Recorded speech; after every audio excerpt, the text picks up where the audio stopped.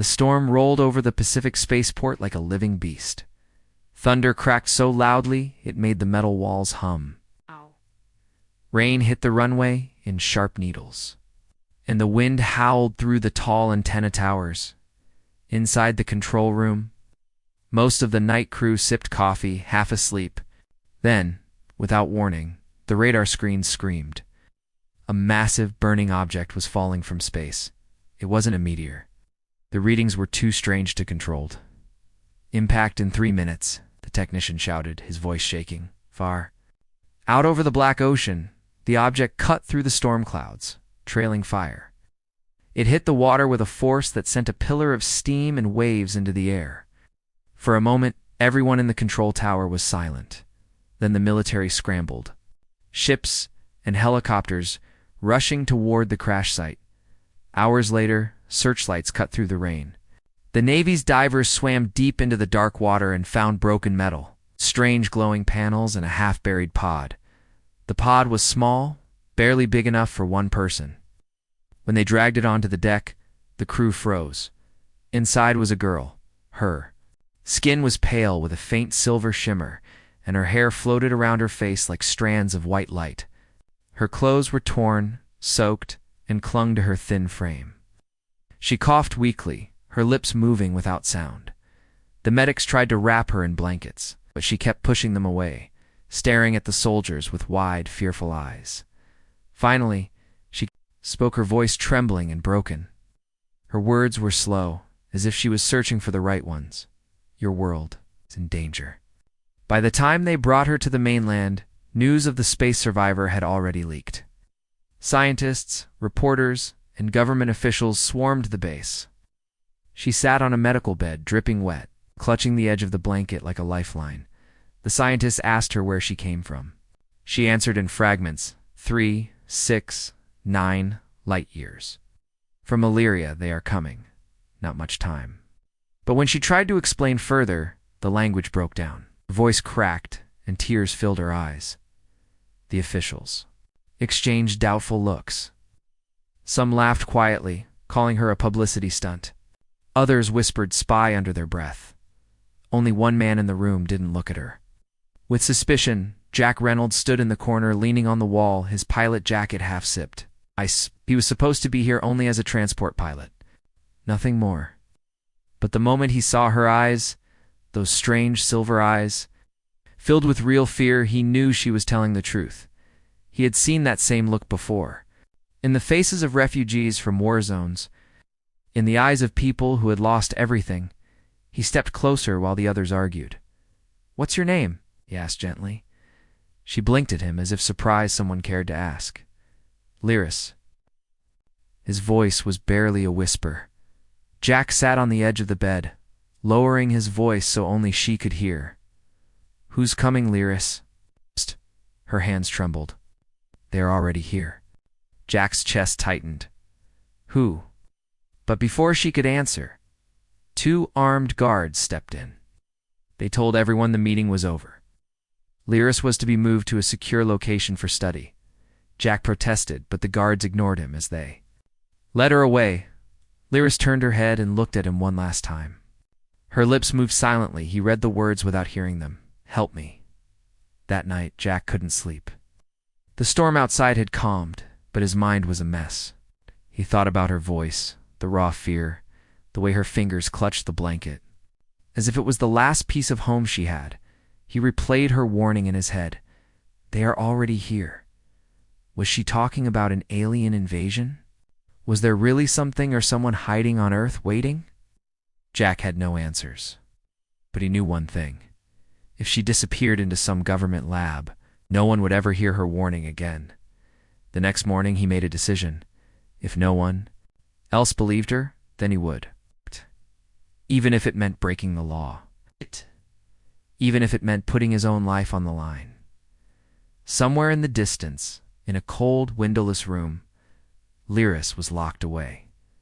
And if her story was true, time was already running out. Jack wasn't supposed to be here. The secure facility was nothing more than a repurposed warehouse on the edge of the city, its walls covered in cameras, its windows sealed with steel. Outside, the place looked calm. Inside, it was a cage. Through the reinforced glass of the observation room, Jack saw her. Lyra sat on a metal bench, hugging her knees, her head bowed. Two men in lab coats stood over her, their voices sharp, their questions cold. She didn't answer them. Instead, her silver eyes kept drifting to the corner camera, as if she knew something was watching that wasn't human. Jack felt a chill crawl up his neck. He'd flown dangerous missions before. He'd been in rooms where generals barked orders, and politicians made speeches. But this silence between her breaths felt heavier than any battlefield. Finally, the questioning stopped. The scientists left the room, shaking their heads. One muttered, "Just another delusional alien castaway. She'll be processed for long-term containment." Jack followed the lead scientist down the hall. "Processed? You mean locked up forever?" Man didn't even glance at him, until she's no longer a security concern. That was the polite way of saying buried and forgotten. Later that night, Jack found his way into the holding area under the excuse of checking the prisoners. Medical needs. Lyris lifted her head when she saw him. Her voice was hoarse, but her words came faster now, as if fear was forcing them out. They came to Illyria without warning. We thought they were traitors. They sent gifts, food, music. Welcomed them. She stopped, her lips trembling. They burned the sky on the second day. Jack felt his stomach twist. Who are they? The Draviks. She shivered at the name. They don't conquer planets. They harvest them. Metal, water, life, everything. When nothing is left, they move on. My people fought. We died. Jack leaned closer, lowering his voice. Why come here? Why Earth? Her eyes locked on his. And for the first time, Jack saw something more than fear, something like desperation. Because I tracked their fleet. It's Earth is next. We're not ready. Your weapons will not stop them. Jack exhaled slowly. He'd heard his share of wild stories, but the way she spoke, it wasn't a lie. It was memory.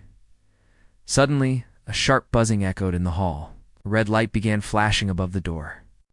An announcement blared, "Containment breach. All staff evacuate. Repeat, evacuate immediately." Jack's first thought was someone's breaking in, but the look on Lyris's face told him it was worse. "They've found me," she whispered. "They'll kill everyone to keep Earth blind." The building shook. Somewhere deeper inside, metal screamed and alarms wailed. Jack grabbed her hand without thinking. "Move." They sprinted toward the service exit, passing empty corridors lit only by the pulsing red emergency lights. Behind them, something heavy crashed through steel like it was paper. A deep, inhuman growl rolled through the hall, vibrating in Jack's bones. For a moment, he wanted to believe it was some experimental machine, but the sharp, wet sound of claws scraping concrete told him otherwise. They reached the back door. Rain poured outside, drenching them instantly. Jack turned to shut the door, then froze. In the shadows of the hall stood a massive figure, its outline jagged and unnatural. Two red eyes glowed in the dark, locking on Lyris like a predator, finding its prey. It stepped forward, deliberate, and the air filled with the metallic scent of blood. Lyris's grip tightened on Jack's arm. "That is only one," she breathed. "They hunt in packs." The rain fell in silver sheets, but the moon still fought its way through the clouds, casting a pale glow across the wet asphalt. Jack's boots splashed through puddles as he pulled Lyris behind him. Her breathing was quick and shallow. Every step a struggle, but she didn't slow down. Behind them, the door to the facility didn't open, it exploded. Steel bent like soft clay, scattering across the ground. The Dravik stepped into the night. It wasn't just tall it was wrong. Its armor wasn't made. It was grown, a living shell that shifted with its movements. Its mouth was a jagged split. In the middle of its face, and when it exhaled, steam curled out, smelling faintly of rust and decay. Its red eyes locked on Lyris. "Keep running." Jack hissed. They darted across the abandoned loading yard, weaving between rusting cargo containers. Jack knew the layout. He'd flown supplies here years ago. There was a chain-link fence on the far side, and beyond it, the woods. The Dravik didn't rush. It followed at a steady, relentless pace, each step a heavy thud that seemed to shake the ground. It was the kind of predator that knew it would catch you, no need to waste energy. Lyris stumbled, her foot catching on a cable. Jack caught her before she hit the ground, but the delay cost them. A shadow passed overhead. He looked up just in time to see another Dravik, this one smaller climb across the container. Roofs like a giant insect. They brought a tracker. Lyris gasped. "It can smell my blood." "Ah!" Jack glanced at her arm. There was a cut small, but fresh from when they'd run through the broken door. The tracker dropped from the container with a clang. Jack didn't think. He drew the pistol from his belt and fired. The bullet sparked off the Dravik's armor like rain on stone. The creature tilted its head, almost curious. Then it lunged. Jack shoved Lyris aside and rolled under the swing of its claws. He grabbed a loose metal pipe from the ground and rammed it into one of the glowing vents along the Dravik's neck. The alien screamed on, ear-piercing, metallic wayland, staggered back. Lyris didn't waste the moment. She pulled a small, crystal-like device from a pouch at her hip. It unfolded with a faint hum glowing in the moonlight. The larger Dravik roared from across the yard and began to charge. Lyris pressed the crystal to the tracker's neck wound, and a sharp burst of light exploded outward. The creature collapsed, twitching, smoke rising from its armor. Jack didn't ask questions. He grabbed her hand. "Move now," they reached. The fence. Jack boosted Lyris up first.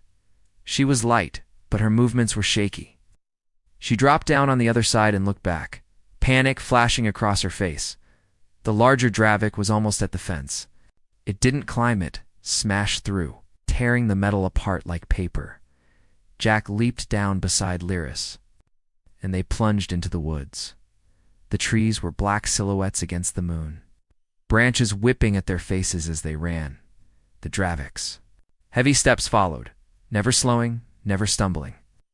It was like running from a machine that would never tire. They reached a small clearing, the mud sucking at their boots. Lyris dropped to one knee, pressing the crystal into the ground.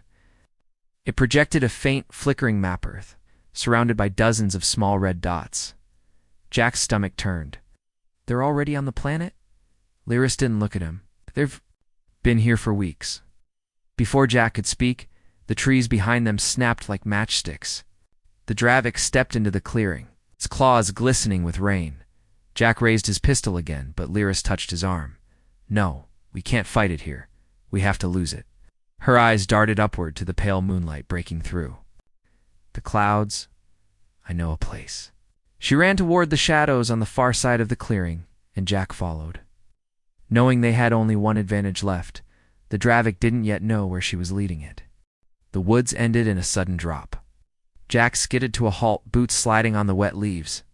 Below them, moonlight reflected off the surface of a wide, dark river, its current churning with storm water from the night's rain. "This is your plan?" Jack gasped. Lyris didn't answer. She was scanning the tree line behind them. The sound came first, a low vibrating growl that made the hair on Jack's arms rise.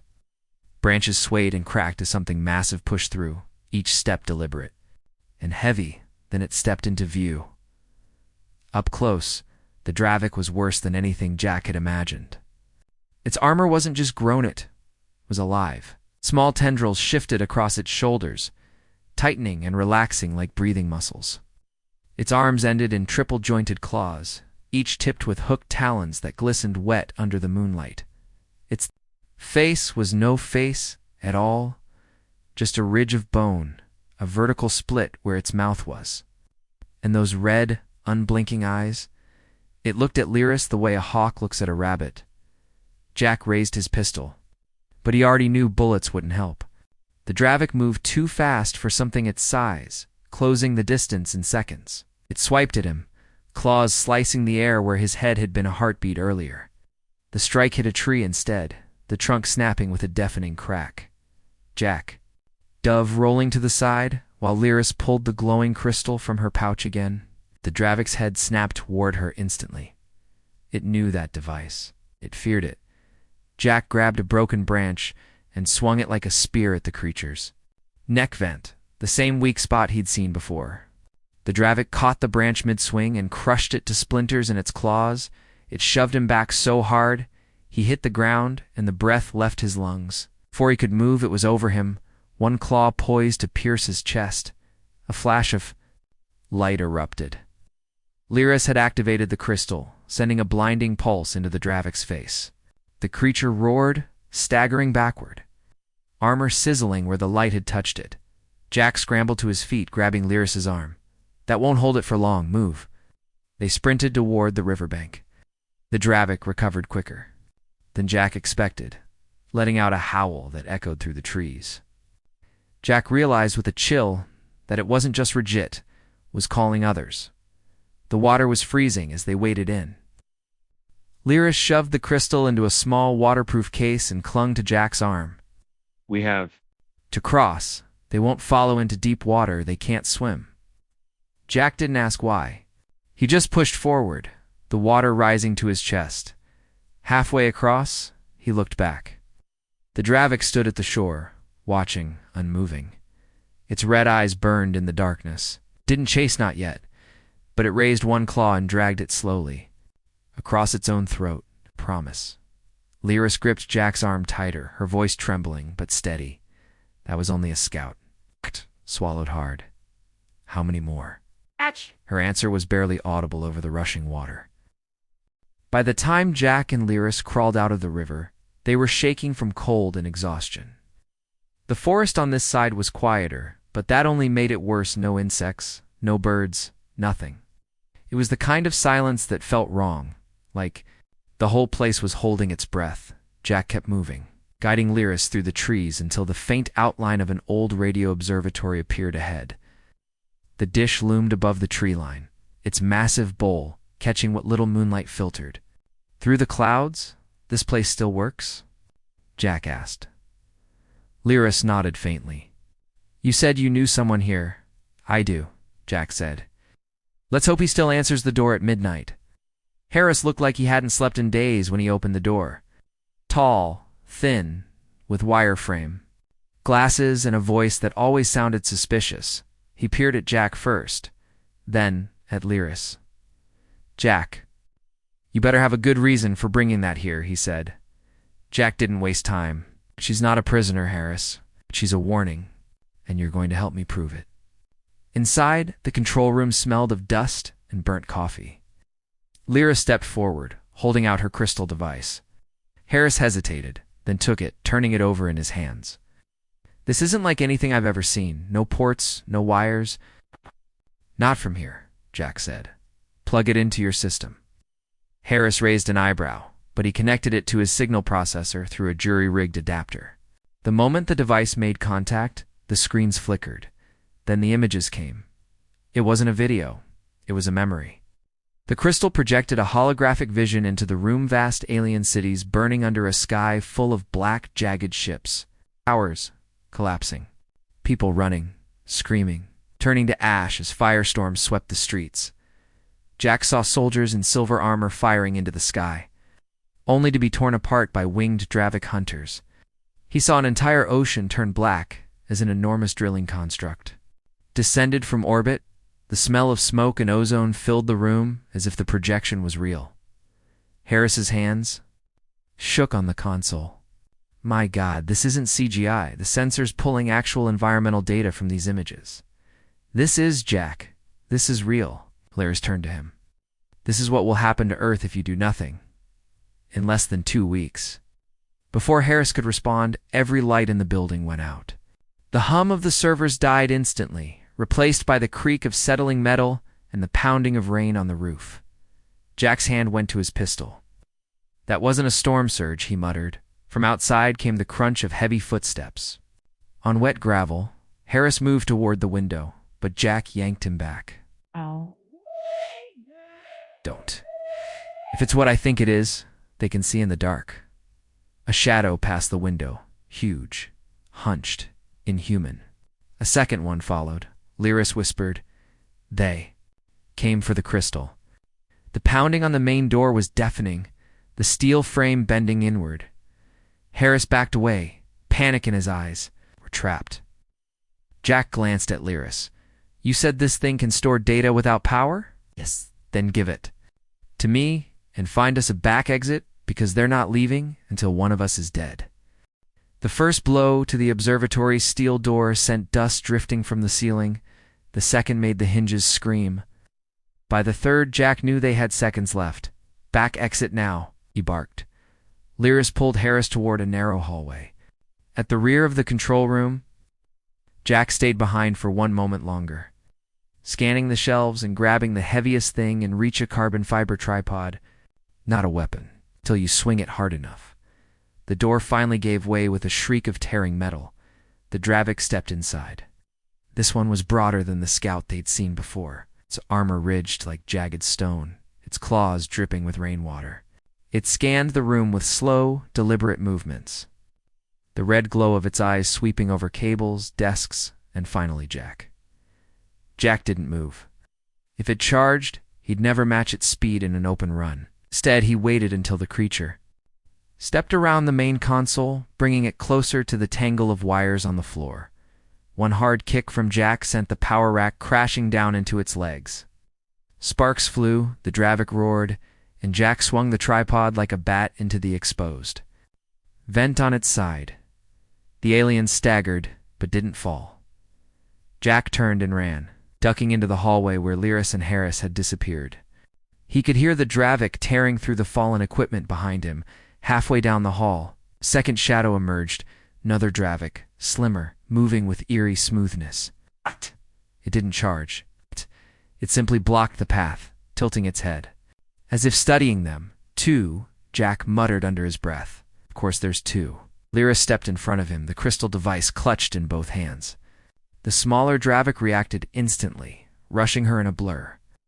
Jack grabbed a loose fire extinguisher from the wall and hurled it into the thing's face.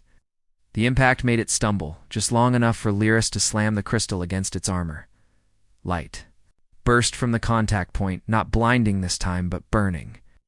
The alien shrieked in a sound that didn't belong in nature and crashed sideways into the wall, leaving a deep dent in the metal. The larger Dravik thundered into the hallway from behind them. No more time to fight, only run. They burst through the back exit into the cold rain. The old service yard was lit only by the flicker of a broken floodlight, shadows stretching and twisting with every movement. The Draviks followed, their heavy steps splashing through the waterlogged ground. Jack spotted a half-collapsed storage tower and made for it. Up, he shouted.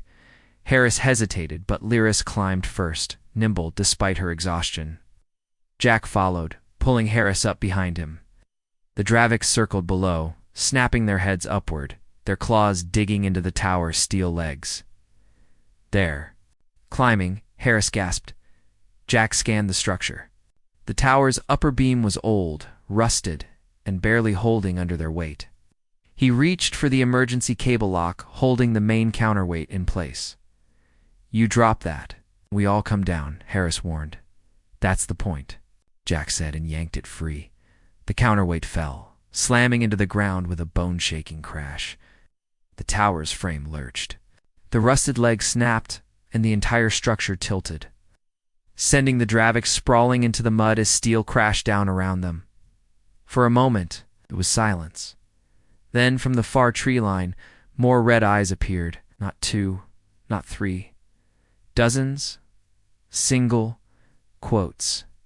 The voice was calm, but her words carried the weight of truth. This was not the attack. This was the test. Jack tightened his grip on the pistol, though he knew it was useless.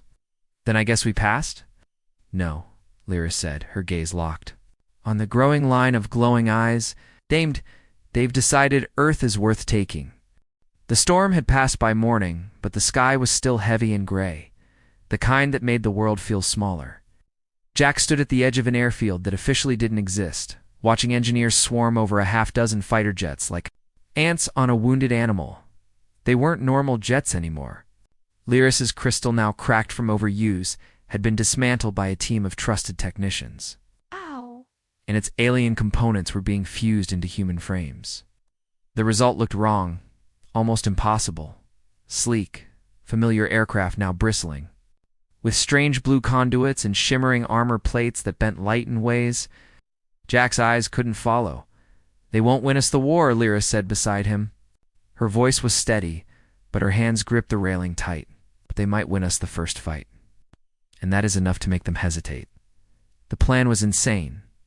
6 modified jets. 2 experimental ground units armed with hybrid cannons. A skeleton crew of pilots and engineers who either didn't believe the official story or had seen enough to never trust it again. Jack wasn't on the pilot roster. Command had argued he was too valuable to risk. He didn't care. When the briefing ended, he swapped places with a volunteer without asking. If this was Earth's first strike, he was going to be in it. Hours later, the team flew in low.